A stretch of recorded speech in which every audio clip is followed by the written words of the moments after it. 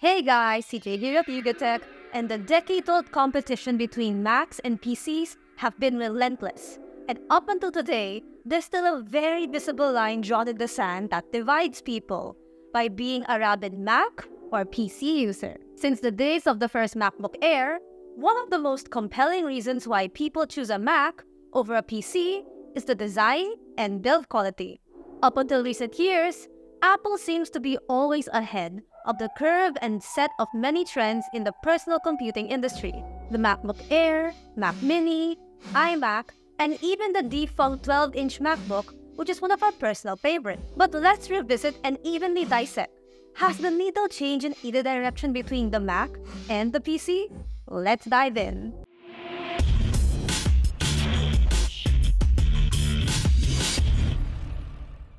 For the longest time, Apple has reigned supreme in this department, creating consistently excellent, well-made Mac computers. Macs today have a simplistic industry design ethos and are made of premium materials such as aluminum alloy 6061, whether recycled or not.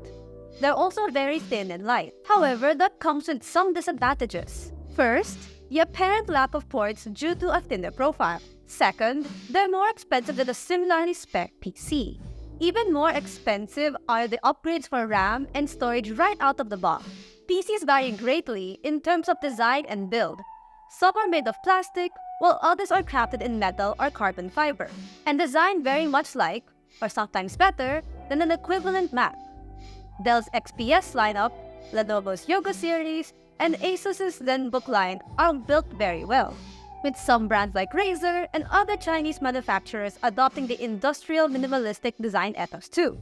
All of these are a function of their cost, which you think are on an economic level, is most advantageous to the consumer because they can pick and choose their PC based on either the budget, design aesthetic, and upgradability options.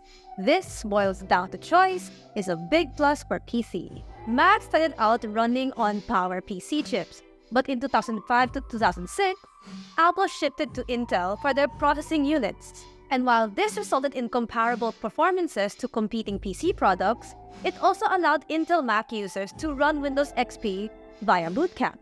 Fast forward to 3 years ago, in 2020, Apple announced yet again another transition to Apple Silicon with the M1 chipset, which is an ARM-based architecture that they developed internally. This gave Mac a much-needed advantage by making their software or operating system very optimized with their new hardware.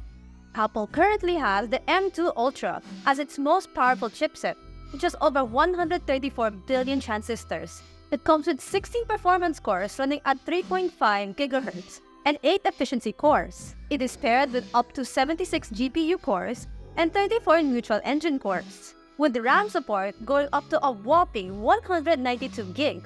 Apple claims the M2 Ultra can support playback of 22 streams of 8K ProRes videos. In contrast, the PC market is flooded with hundreds of processors and discrete graphics. The most powerful CPUs now are Intel Core's i9 13900K, with 8 performance cores at 5.8 GHz max turbo, 16 efficiency cores, and 32 threads.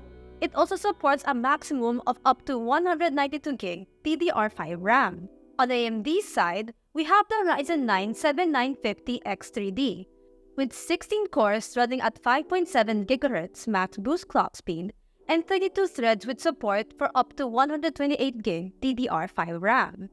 This is where the debate gets very much heated. macOS has been long known for being a robust, stable, and very secure operating system. Macs not getting any virus or malware threats for years have been the loudest battle cry and get the nod of many users. The OS was developed to seamlessly integrate with other devices in their ecosystem, like iPhones, iPads, and the Apple Watch, so you get features that allow them to talk to each other almost flawlessly. On the other hand, Windows is the most readily available operating system in the world and offers the broadest customizable user experience of any user. It is the first OS to build an application for, the widest support for any software and games. Windows also has the broadest support for third-party hardware, devices, and even machinery. Did you know that those LED billboards or ATM machines run on a version of Windows? Although this comes with a lot of burden as well, Windows is highly susceptible to malware and viruses, although cases have significantly slowed down in recent years due to improved security measures. For desktop and laptop, Windows enjoys a sizable 69% market share compared to Mac OS, which only has a 17%. So, no contest here really.